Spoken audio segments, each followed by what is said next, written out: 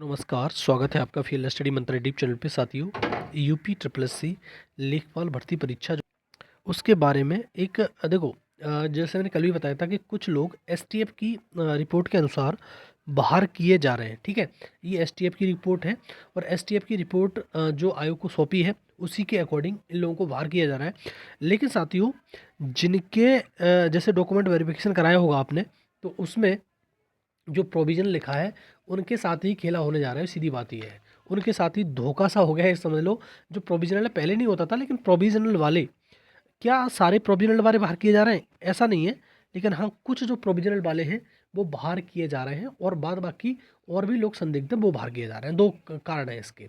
अब देखो, सारे जो प्रोविज़नल वाले हैं, जो प्रोविज़नल जिनके उस पे लिखा हुआ है, उनके लिए एक बार मौका दिया जाएगा अपना बात रखने की, सफाई देने के लिए।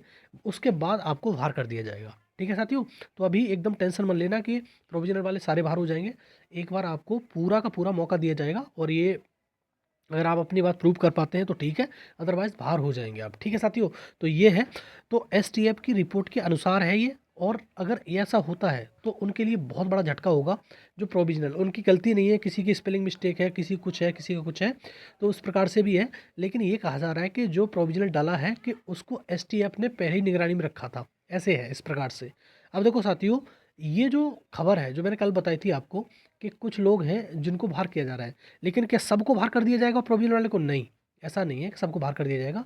कुछ लोग हैं जो चिन्हित किए गए हैं, कुछ लोग, बार-बार कह रहा हूँ, कुछ लोग हैं जो चिन्हित किए गए हैं, उनको बाहर किया जाएगा। लेकिन सभी प्रोविज़नल वाले जितने भी होंगे, उन सबको एक बार मौका दिया जाएगा अपनी बात प्रूव करने का, बात रखने का। ठीक है साथियों? बात रख पाते हैं तो ठीक है, अन्यथा अन्यथा की स्थिति में कुछ लोगों को बाहर कर दिया जाएगा। ठीक है साथियों, ये प्रोविज़नल वालों के साथ हो रहा है। और प्रोविज़नल वाले कितने हैं, ये इसका तो वो नहीं है कि आंकड़ा कि कितने लोग प्रोविज़नल में हैं, कितने लोग मतलब लोग प्रोविज़नल का था, मतलब हो गया है इनका, प्रोविज़नल लिख दिया था उनके सामने, तो ये इसका आंकड़ा नहीं है। बात की बात है वो तो। अब देखो, एक चीज़ समझ लो कि अब पूरे देश में चुनाव में जाने वाला है देश, लोकसभा चुनाव है। आचार संहिता लागू होगी। अब कब से लागू होगी ये तो चुनाव आयोग बताएगा कि कब से लागू होगी।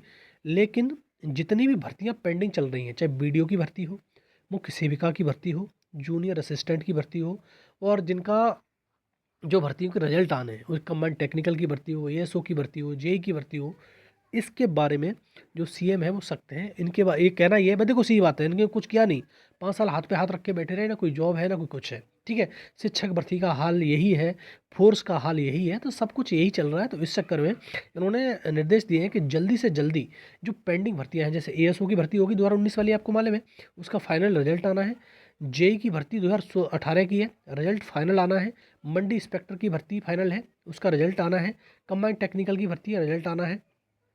और तुम्हारी ये जो नई भर्तियों में बीडीओ सबसे बड़ी भर्ती है। मुख्य सेविका की रिवाइज आंसर की आने के बाद उसका रिजल्ट आएगा। जूनियर असिस्टेंट की, उसका भी रिजल्ट आना है। और देखो, कुछ ऐसे भी हैं जो आपको मालूम है कि जैसे एएसओ 2016 की बात करें तो उसका अभी तक इंटरव्यू तक नहीं हुआ है। ठीक है, इंटरव्यू होना है उसका, तो ये होगी भर्ती। और एक फार्मासिस्ट की भर्ती है, आईटी इंस्ट्रक्टर की भर्ती है, जिसकी शॉर्ट लिस्टिंग, और आईटी इंस्ट्रक्टर के बारे में जो आरटीई के हिसाब से जो विधानसभा में जो मुद्दा उठा था, उसके हिसाब से तो बहुत पद खाली हैं। ये मान लो कि बहुत पद भर्ती निकलने वाली हैं, लेकिन आईटी इंस्ट्रक्टर की जो पहले भर्ती निकल चुकी है उसका ही नहीं आ रहा कुछ भी अभी। तो शॉर्ट लिस्टिंग के बारे में, तो सारी भर्तियों के बारे में ये कहा गया है कि आप जल्दी से जल्दी इन भर्तियों को निपटारा करो। और उसमें सबसे ज़्यादा पहले लगी हुई है कौन सी भर्ती, आपको मालूम ही है, लेखपाल की भर्ती। तो लेखपाल की भर्ती बहुत जल्द आपको देखने को मिल सकती है, मतलब उसका रिजल्ट देखने को मिल सकता है। अब देखो, अगर थर्ड लिस्ट बहुत लेट हो जाती है, जैसे समझ लो कि थर्ड लिस्ट निकली ही 15 तारीख को, तो उसके अकॉर्डिंग फिर थोड़ा सा रिजल्ट में डिले हो सकता है, फिर जनवरी में जा सकता है रिजल्ट। अन्यथा की स्थिति में रिजल्ट 30 तारीख से पहले आपका आ रहा है। ठीक है, 31 तारीख से पहले आ रहा है। लेकिन बहुत ज़्यादा लेट निकलेगी थर्ड लिस्ट, तो उसमें थोड़ा सा दिक्कत हो जाएगी। बीडीओ भर्ती की बात करें, बीडीओ का रिजल्ट भी दिसंबर में आ जाएगा। जैसे ही रिजल्ट ये लेखपाल का आएगा, उसके बाद कम से कम 5 रिजल्ट आने वाले हैं आपको। कौन कौन से? एएसओ 2019 का, मंडी इंस्पेक्टर का, जूनियर असिस्टेंट का, मुख्य सेविका का और बीडीओ का। ये 5 रिजल्ट आपके क्यू में लगे हुए हैं। सारे रिजल्ट एकदम से ये एक के बाद एक के बाद एक के बाद दे देंगे ये। ठीक है, तो इस प्रकार से है ये। दूसरा, आचार संहिता से पहले कुछ भर्ती के नोटिफिकेशन निकालने की भी इनकी मंशा है। के नोटिफिकेशन निकाले जाएँ।